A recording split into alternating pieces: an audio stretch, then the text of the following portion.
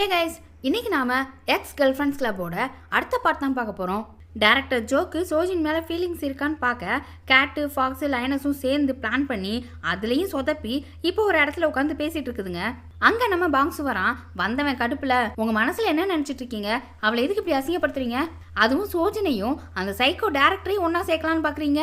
சோஜின் இப்போ வந்துட்டு இருக்கா, நீங்களே அவகிட்ட பேசிக்கோங்க அப்படின்னு சொல்ல சோஜனும் அங்கே வந்து நிற்கிறா. மூணு பேந்த முழிக்குதுங்க. என்னை இவ்வளோ நேரம் வெயிட் பண்ண வச்சிங்கல்ல, எனக்கு அது கூட கோவம் வரல, என்ன அந்த டேரக்டர் ஜோக்கு வித்துட்டீங்கன்னு கோவமா பேசுறா. கேட் இருந்துட்டு இல்ல அப்படிலாம் இல்லைன்னு பேச வருது, ஆனா பேசவே இல்லை. இவ்வளோ நாளா உங்க விஷயத்துல தலையிட கூடாதுன்னு நினைச்சேன், ஆனா இனிமே அப்படி இருக்கவே மாட்டேன், தலை இடுவேன் அப்படின்னு சொல்லிட்டு பாங்ஸு தோல்ல கையை போட்டு அவன் கண்ணத்துல இவ மூஞ்ச உரசுற மாதிரி உரசிக்கிட்டே, இன்னொரு தடவை என்னை இந்த மாதிரி பண்ணீங்க நான் இவனை டேட் பண்ண ஆரம்பிச்சிடும் அப்படின்னு சொல்லி ஒரு மிரட்டி விடுறா. அப்புறம் அப்படி பாங்ஸும் சோஜனும் வெளியில வராங்க.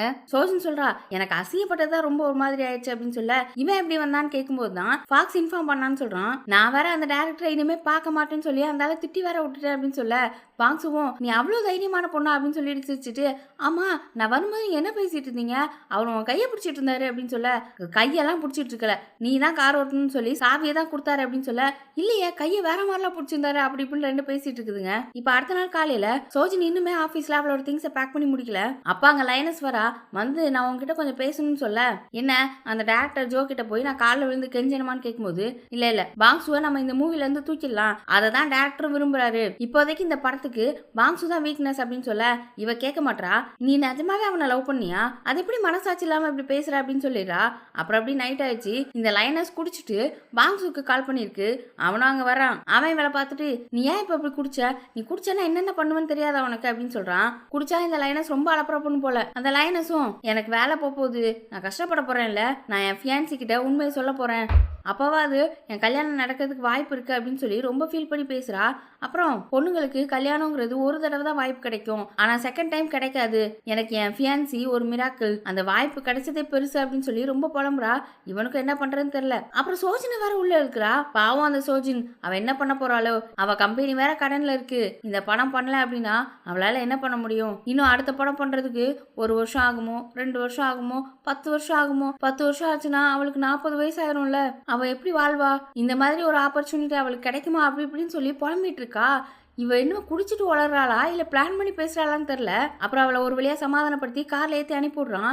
கார்ல ஏறி பாங்ஸோ கிராஸ் பண்ணதுக்கு அப்புறம் தான் தெரியுது இந்த பிள்ளை நடிச்சிட்டு இருந்திருக்கு, இது குடிக்கவே இல்ல, பாங்ஸு மனசை மாத்துறதுக்காக இப்பெல்லாம் பண்ணிருக்கா. பாங்ஸு இப்ப அப்படி நேரா சோஜன் ஆபீஸ்க்கு தான் போறான். அங்க அவ அவளோட ஆபீஸை பார்த்து ஃபீல் பண்ணிட்டு இருக்கா. அங்க போய் என்னாச்சு இன்னும் வீட்டுக்கு போலையான்னு கேட்க, நாங்க இந்த ப்ராப்பர்ட்டியை சேலுக்கு போட்டோம், என்னோட டெஸ்க் எல்லாம் யார் யூஸ் பண்ணுவான்னு தெரியல, இந்த இடத்துல எனக்கு நிறைய நினைவுகள் இருக்கு, எல்லாம் முடிஞ்சது அப்படின்னு ஃபீல் பண்ணிட்டு இருக்கா. அப்புறம் அவன் தான் அவளை ஹக் பண்ணி கொஞ்சம் சமாதானப்படுத்த. இப்ப அடுத்த நாள் காலையில பாங்ஸு இந்த டைரக்டர் ஜோவை போய் மீட் பண்றான். நல்லா தெனாவட்டா வேற பேசிட்டு போயிட்டான். இப்போ உட்காந்து கெஞ்சிக்கிட்டு இருக்கான், சோஜனுக்கு ஹெல்ப் பண்ணுங்க, நான் கிளம்பிடுவேன்னு சொல்ல, உடனே இந்த டைரக்டர் ஜோ எக்ஸ்பிளைன் பண்ணு, கரெக்டா சொல்லு, கிளம்பிடுவேனா அப்படின்னு கேட்க, சோஜன் மூவி ஏஜென்சில இருந்தும் இந்த படத்தோட ஸ்கிரிப்ட்லயும் நான் தலையிட மாட்டேன், இந்த படத்துல இனிமே நான் சம்மந்தப்பட மாட்டேன் அப்படின்னு சொல்ல, எனக்கு இன்னொரு கண்டிஷனும் இருக்கு, என் கண்ணு முன்னாடியே நீ வரக்கூடாது அப்படின்னு சொல்லிடுறான். இப்ப அப்படியே அங்க சோஜன் ஆபீஸ்ல பார்த்தா அவ கிட்டத்தட்ட எல்லாத்தையுமே பேக் பண்ணிட்டா.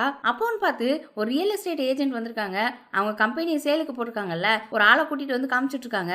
அப்ப அங்க அந்த டைரக்டர் ஜோ வந்து, நாங்க இந்த கம்பெனியை விற்கல, நாங்க இங்கதான் இருக்க போறோம், நீங்க கிளம்புங்க அப்படின்னு சொல்றான். சோஜனுக்கு என்ன பண்றதே தெரியல. பார்த்தா இவனுக்கு உட்காரதுக்கு சேர்லாம் வேற புதுசா வாங்கிட்டு வந்திருக்கான். இங்க இருக்க சேரே நல்லா இல்ல, அதனால வாங்கிட்டு வந்திருக்கேன்னு சொல்லி பாங்ஸ் இருக்கிற பிளேஸ்ல அந்த சேரை போட சொல்றான். லைனஸ் எல்லாம் வேகமா எடுத்து போடுது. சோஜனுக்கு ஒண்ணுமே புரியல. இப்ப இந்த பாங்ஸ் என்ன பண்றான்னு பார்த்தா, அவன் அவனோட கார்ட்டூன் கதை எழுதுவான்ல, அந்த ப்ரொடக்ஷன் கம்பெனில ஒருத்தர் மீட் பண்றான். இந்த வாரத்துல அவனோட கதை முடியுதான், வேற ஒரு நல்ல ஐடியாவா இருந்தா சொல்லுங்க, அடுத்து கதை பண்ணலாம் அப்படின்னும் போது, ஒரு பொண்ணு பையன் அவங்க ஃப்ரெண்ட்ஸா இருந்தாங்க, அப்புறம் அவங்க லவ்வர்ஸா மாறிட்டு இருக்காங்க அப்படின்னு சொல்ல, இப்ப லீட் ரோலுக்கு என்ன அனிமல் கொடுக்க போறீங்க அப்படின்னு சொன்னா, அந்த உமனுக்கு பியர்னு சொல்றான். ஆக சோஜனை பத்தி இவனை பத்தி தான் அடுத்த கதை எழுத போறான் போல. இப்ப அப்படி சோஜனோட ஆபீஸ்ல லைனஸ் கேக்குது, என்ன திடீர்னு மனசு மாறிட்டீங்க அப்படின்னு. நான் கொஞ்சம் சின்சியரா இருக்கலாம்னு முடிவு பண்ணிட்டேன் அப்படின்னு சொல்லி சில பேப்பர்ஸ் எல்லாம் கொடுக்குறான். அவன் கான்ட்ராக்ட் போட்டுப்பான் போல. லைனஸ் அதை பார்த்துட்டு சோஜன் கிட்டையும் கொடுக்குது. சோஜனுக்கு என்ன பண்றதுன்னு தெரியல, அமைதியா தான் நின்றுட்டு இருக்கா. அவளுக்கு இன்னுமே பாங்ஸ் இந்த கம்பெனியை விட்டு வெளியில போறான்றது தெரியாது.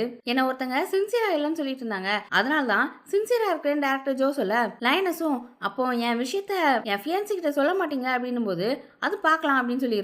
அப்புறம் சோஜன் இருந்துட்டு, டைரக்டர் ஜோ நீங்க இந்த படம் பிடிக்காம பண்றீங்க அப்படின்னா நீங்க இதை பண்ணவே வேணாம் அப்படின்னும் போது லைனஸ் வந்துட்டு ஏமா கொஞ்சம் பார்த்து பேசுமா அப்படின்றா. இப்ப பாங்சு சீஃப் டைரக்டரை மீட் பண்ணி அவனுக்கு 2 கார்ட்டூன் சீரிஸ் இப்ப கிடைச்சிருக்கிறதாவும் அதனால மூவில இனிமே வேலை பார்க்க முடியாதுன்ற மாதிரி சொல்லியிருக்கான். அதே நேரம் சோஜனாக வரா, அவளும் விஷயத்த கேள்விப்பட்டிருப்பா போல. இப்ப 2 பேரும் வெளியில வந்து பேசுறாங்க. அவனும் அவகிட்ட ரொம்ப நல்லாவே சமாளிக்கிறான். அதான் ஸ்கிரிப்ட் முடிஞ்சிச்சுல, எனக்கு இனிமே வேலை இல்ல, 2 சீரிஸ் வர கிடைச்சிருக்கு, அதை பார்க்க போறேன்னு. இவளும் டைரக்டர் ஜோ உன்னை ஏதாவது சொன்னாலா, அந்த லைனஸ் ஏதாவது சொல்லுச்சா சொல்லு அப்படின்னு கேக்குறா.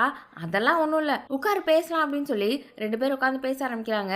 எனக்கு நிஜமாவே கார்ட்டூன் சீரிஸ் புதுசா கிடைச்சிருக்கு, நீ வேணா ஜின்னு கிட்ட கேட்டு பாரு, எல்லாம் நல்ல விஷயம் தான் நடக்குது, நீ படம் ஆரம்பிக்க போற, நான் நியூ கார்ட்டூன் ஆரம்பிக்க போறேன், சந்தோஷமா இருப்போம் அப்படின்னு சொல்றான். அவ திரும்பவும் கேட்கறா என்கிட்ட ஏதாவது மறைக்கிறியா அப்படின்னு. அதெல்லாம் ஒண்ணும் இல்லைன்னு சொல்ல அவன் மூஞ்ச பிடிச்சி கண்ணை நோட்டுற மாதிரி வச்சுட்டு ஏதாவது போய் சொன்ன சும்மா விட மாட்டேன் அப்படின்னு சொல்லி மிரட்டிட்டு இருக்கா. இனிமே நம்மளால அடிக்கடி பார்க்க முடியாது, சரி டெய்லி ஈவினிங் ஆஃபீஸ் முடிஞ்சதுக்கு அப்புறம் மீட் பண்ணலாம் அப்படின்னு சொல்றான். அவ ஆஃபீஸ்லேயே பார்க்கலாமே அப்படின்னும் போது சேச்சா அதெல்லாம் வேணாம், வேலை பார்க்குற இடம் வேண்டாம், வெளியில எங்க மீட் பண்ணலாம் அப்படின்னு சொல்லி பேசிட்டு இருக்காங்க. இப்போ அப்படி நைட் ஆயிடுச்சு. பாங்சு ஏதோ கார்ட்டூன்ல வேலை பார்த்துட்டு இருக்கான். அப்போ அவனுக்கு மெசேஜ் வருது. இவனும் சோஜன் தான் ஆர்வமா எடுத்து பார்க்கறான். ஆனா லைனஸ் அப்புறம் ஃபாக்ஸ் அப்புறம் கேட்டுன்னு வரிசையா மெசேஜ் பண்ணுங்க. ஆனா சோஜன் கிட்ட இருந்து மெசேஜே வரல. இன்னொரு பக்கம் கேட்டோட ரெஸ்டாரண்ட்ல லைனஸ் கேட்டும் ஃபாக்ஸ் 3 உட்காந்து பேசிட்டு இருக்குதுங்க. எப்பவும் போலதான் சோஜனுக்கு பாங்ஸுவை பிடிச்சிருக்கு போல அப்படி இப்படின்னு பேசுங்க. அப்போ லைனஸ் இருந்துட்டு சோஜனும் டேரக்டர் ஜோவும் ஒன்னானாதான் எங்களுக்கு நல்லது அப்படின்னும் போது ஃபாக்ஸ் அதை ஒத்துக்க மாட்டேங்குது. ஏன்னா ஃபாக்ஸுக்கு டேரக்டர் ஜோவை கொஞ்சம் பிடிச்சிருக்கு, அதனால பாங்ஸுக்கும் சோஜனும் சேர்றது தான் இதுக்கு பிடிச்சிருக்கு. கேட்டு பாங்ஸுக்கும் சோஜனுக்கும் மேட்சே இல்லை அப்படின்னு பேசுது. இப்போ அப்படி அடுத்த நாள் காலையில பாங்ஸு சோஜனோட ஆஃபீஸ்ல இருந்து அவனோட திங்ஸ் எடுக்க வந்திருக்கான். இந்த டேரக்டர் ஜோ கொஞ்சம் ஓவரா தான் பண்றான். பாங்ஸுவோட சேரை காலால எட்டி உதச்சி திருப்பி விடுறான். பாங்ஸுக்குலாம் டென்ஷன் ஆகுது. அப்புறம் அப்படியே அவன் திங்ஸ் எடுத்துட்டு டேரக்டர் ஜோ மண்டையிலே ஒரு போட்டுட்டு போறான். சாரி தெரியாம அடிச்சிருச்சு, உங்க தலை கொஞ்சம் பெருசா இருக்கு அப்படின்னு அவன் நக்கல் பண்ணிட்டு போறான். பாங்சு திங்ஸ் எல்லாம் எடுத்துட்டு ஸ்டெப்ஸ்ல இறங்கி போயிட்டு இருக்கும்போது தான் சோஜனா அவளோட வேலை விஷயமா ஏதோ சில திங்ஸ், அதுவும் டேரக்டர் ஜோவோட திங்ஸ் எடுத்துட்டு வந்துட்டு இருக்கா. பாங்சு உடனே எதுக்கு நீ அவனோட திங்ஸ் எல்லாம் எடுத்துட்டு வந்துட்டு இருக்க, அவனுக்கு கையிலையான்னு கேட்டுட்டு இருக்க, இது சும்மா வேலை விஷயம் தான் அப்படின்னும் போது பாங்சு ஒரு ஷூ பாக்ஸ் எடுத்து அவகிட்ட கொடுக்குறான். கப்பல் ஷூ வாங்கியிருப்பான் போல. அதை கொடுத்துட்டு சரி பாத்துக்கோ அப்படின்னு சொல்லிட்டு அங்கிருந்து கிளம்புறான். இப்ப அப்படியே அடுத்த நாள் சோஜனுக்காக ஒரு ரெஸ்டாரண்ட்ல வெயிட் பண்ணிட்டு இருக்கான். ரொம்ப நேரம் வெயிட் பண்ணிருப்பான் போல. அவ ரொம்ப பிஸியா இருக்கல்ல, இப்போ மூவி வேலை ஆரம்பிச்சிருச்சு, அதனால லேட்டா வந்திருக்கா. சாரி கொஞ்சம் பிஸியா இருந்தா லேட் ஆயிடுச்சுன்னு சொல்லிட்டு உட்கார்றா. இடையில ஒரு தடவை மழை பெய்யும் போது ஜின்னோட டிஷர்ட் இவன் கொடுத்துருப்பான்ல, அதை கொண்டு வந்து ரிட்டர்ன் பண்றா. இதை நீயே வச்சுக்க வேண்டியதானே, அது புதுசுதான் அப்படின்னு பேசிட்டு இருக்கும்போதே அவளுக்கு கால் வருது. அதை முடிச்சுட்டு திரும்ப பேசலான்னு பார்த்தா திரும்ப கால் வருது. அதையும் பேசி முடிச்சுட்டு திரும்ப இவன் கூட பேசலான்னு பார்த்தா அப்பவும் சோஜன் கூட வேலை பார்க்குற பொண்ணு கூப்பிடுறா. சரி என்ன பண்றது அப்படின்னு சொல்லிட்டு கொஞ்சம் பிஸியா இருக்கேன், நான் போயிட்டு வரட்டுமா அப்படின்றா. இவனுக்கு கஷ்டமா தான் இருக்கு, ஆனா அவன் எதுவுமே வெளியே காட்டிக்கல. சரி நீ போயிட்டு வா அப்படின்னு அனுப்பி வைக்கிறான். இப்போ அவனுக்கு ஒரு கால் வருது. இந்த கேட் தான் கால் பண்ணிருக்கும் போல. நேரா அவளோட ரெஸ்டாரண்ட்டுக்கு தான் போயிருக்கான். அது ரெஸ்டாரண்ட்ல ஒரு ஃபிளிப் டோர் லூஸா இருந்திருக்கு, அதை மாட்டுறதுக்காக கூப்பிட்டுருக்கா. அதை சரி பண்ணிட்டு நான் தான் இதை பண்றதுக்கு வேற யாராவது கூப்பிட்டுக்கோன்னு சொன்னேன்ல, நான் சில நேரங்கள்ல இல்லை அப்படின்னா என்ன பண்ணுவேன் அப்படின்னும் போது எங்கேயாவது போறியான்னு கேட்குறா. இப்பவே இல்ல, நான் ஒரு வெக்கேஷனுக்கு போகலான்னு யோசிச்சுட்டு இருக்கேன் அப்படின்னு சொன்னா அவளும் நானும் வரேன் அப்படின்றா. எனக்கும் இந்த ரெஸ்டாரண்ட்ல இருந்து போர் அடிக்குது, என்னையும் கூட்டிட்டு போன்றா. நான் போற இடத்துல உனக்கு சரியா வராது, நான் பிக்சர்ஸ் எடுக்கிறதுக்காக போறேன், என் கார்ட்டூனுக்காக, உனக்கு கம்ஃபர்டபுளா இருக்காது அப்படின்னு சொல்லிட்டு அங்க இருந்து கிளம்புறான். சோஜன் அவன்கிட்ட டிஷர்ட்டை திருப்பி கொடுத்துருப்பால, அதை வேற எங்கேயோ வச்சுட்டு போயிட்டான். இப்ப அப்படி சோஜனோட ஆபீஸ்ல பார்த்தா அங்க ஒரு கால் வருது. சோஜன் வேலை பார்க்குற பொண்ணு அட்டென்ட் பண்ணி பேச ஒரு பெரிய ஆக்ட்ரஸ் ஃபோன் பண்ணிருக்கா போல. அவளும் வேகமா சோஜன் கிட்ட இதை சந்தோஷமா சொல்றா. நம்ம டேரக்டர் ஜோ படத்துக்கு வந்ததுதான், பெரிய பெரிய ஆக்டர்ஸ்லாம் ஃபோன் பண்ணி சான்ஸ் கேட்கறாங்கன்னு சொல்லிட்டு இருக்கா. அதோட ஆடிஷனுக்குலாம் லிஸ்ட்டை தயார் பண்ணிட்டேன்னு சொல்லிட்டு சோஜனை கூட்டிட்டு போறா. சோஜன் பேக் அங்கேயே மறந்து வச்சுட்டு போயிட்டா. அதே நேரம் இன்னொரு பக்கம் பார்த்தா பாங்ஸும் அவளுக்கு மெசேஜ் பண்ணிட்டே இருக்கான். நல்லா போயிட்டு இருக்கா, பிஸியா இருக்கியா அந்த மாதிரி. ஆனா அவர் ரிப்ளை பண்ணவே இல்லை. இவனுக்கு நான் டென்ஷன் ஆகுது. திரும்ப திரும்ப டெக்ஸ்ட் பண்ணி பார்க்கறான். சோஜன் என்ன பண்றான்னு பார்த்தா அவ கேட்டோட ரெஸ்டாரண்ட்ல இருக்கா. அங்கதான் டேரக்டர் ஜோ கூட சாப்பிட்டுட்டு இருக்கா. அங்க ஃபாக்ஸ் லைனஸ் கேட்டுன்னு 3 உட்காந்து பேசிட்டு இருக்காங்க. டேரக்டர் ஜோவும் நீங்க 3 பேர் நல்லா க்ளோஸா இருக்கீங்களேன்னு போது கேட்டும் லைனஸும் அதெல்லாம் இல்ல, எனக்கு இவங்களெல்லாம் பிடிக்காது அப்படின்றா. பாக்ஸ் சொன்னேன் எனக்கு இவங்கள பிடிக்கும் அப்படின்னு பேசிட்டு இருக்க.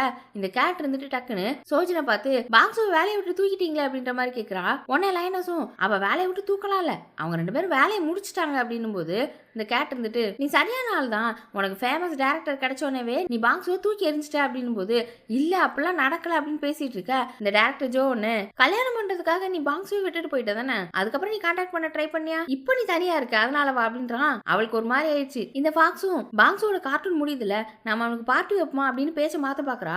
ஆனா இந்த கேட் இருந்துட்டு இப்படி ஃப்ரெண்டுக்கே துரோகம் பண்ணிட்டேன்னு திரும்பவும் அதை பத்தியே பேசிட்டு இருக்கா.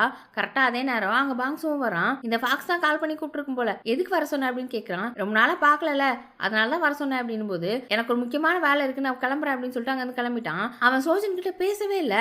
அவ உடனே பின்னாடியே ஓடுறா. அவன் மெசேஜுக்கு ரிப்ளை பண்ணாம இங்க உட்காந்துட்டு இருக்கால, அதுதான் அவனுக்கு கோவம் வந்துருச்சு. சோஜன் பின்னாடியே ஓடி வந்து அவன் கிட்ட பேச அவன் இருந்துட்டு நான் நீ பிஸியா இருக்கேன்னு நினைச்சிட்டு இருந்தேன், ஆனா டின்னர் சாப்பிட்டுட்டு இருக்க அந்த டேரக்டர் ஜோ கூட நான் அத்தனை தடவை மெசேஜ் பண்ணேன், நீ ரிப்ளை பண்ணியா? நான் உன்னை புரிஞ்சுக்கணும்னு நினைச்சுக்கிட்டு தான் இருக்கேன், உன்னை பத்தி நான் கவலைப்பட்டுக்கிட்டே இருந்தேன், ஆனா நீ டின்னர் சாப்பிட்டுட்டு இருக்க. அவளும் சொல்றா நான் தற்செயலா தான் இங்க சாப்பிட வந்தேன்னு. ஆனா அவன் கேட்கவே மாட்டான். இதே மாதிரி தான் 3 வருஷத்துக்கு முன்னாடி நடந்துக்கிட்டேன். அப்பவும் நான் உன்னை எதிர்பார்த்தேன், உனக்காக வெயிட் பண்ணேன், நான் எஃபோர்ட் போட தான் செஞ்சேன், ஆனா நீ தான் அப்படின்னு சொல்லிட்டு அவன் அங்கேருந்து கிளம்பிட்டான். இவளுக்கு என்ன பேசுறதுனே தெரியல, அமைதியா இருக்கா. அவளால் அங்கேருந்து நகல கூட முடியல, ரொம்ப கஷ்டமா இருக்கு அவளுக்கு. அடுத்து பார்த்தா உடனேவே பாங்ஸு வெக்கேஷனுக்கு கிளம்பிட்டான். அவன் திங்ஸ் எல்லாம் எடுத்து வச்சுட்டு வெளியூர் கிளம்பிட்டான். நிறைய இடத்த போய் பார்க்கறான். பார்த்து அவன் கார்ட்டூனுக்கு தேவைப்படும் அப்படின்றதுக்காக நிறைய போட்டோஸ் எடுத்து வச்சுட்டு இருக்கான். எங்கெங்கெல்லாமோ சுத்திட்டு இருக்கான். அடுத்து அவன் ஒரு பொண்ணு பையன் கதை தான் எழுத போறான். அதுல கூட அந்த பொண்ணை பியரா காட்ட போறான்ல, நம்ம சோஜனை தான். அவளை படமா வரைய ட்ரை பண்றான். ஆனா அவனால வரையவே முடியல. அவளோட நினைவுகள் தான் அவனுக்கு இருந்துட்டே இருக்கு. அப்போ ஒரு தடவை அந்த இடத்துல இருந்து கிளம்புறதுக்காக பஸ்ஸுக்கு வெயிட் பண்ணிட்டு இருக்கான். பஸ் ஸ்டாண்ட்ல உட்கார்ந்துருக்கும் போது டக்குன்னு அவளோட முகம் ஞாபகம் வருது. அதை அப்படி படமா வரையறான். இனி அடுத்தடுத்து என்ன நடக்க போகுதுன்றத அடுத்த வீடியோல பார்க்கலாம். நம்ம சேனலை இன்னும் நீங்க சப்ஸ்கிரைப் பண்ணாம இருந்தா சப்ஸ்கிரைப் பண்ணிருங்க. அப்படியே வீடியோ பிடிச்சிருந்தா லைக் பண்ணி ஷேர் பண்ணிருங்க. Bye by.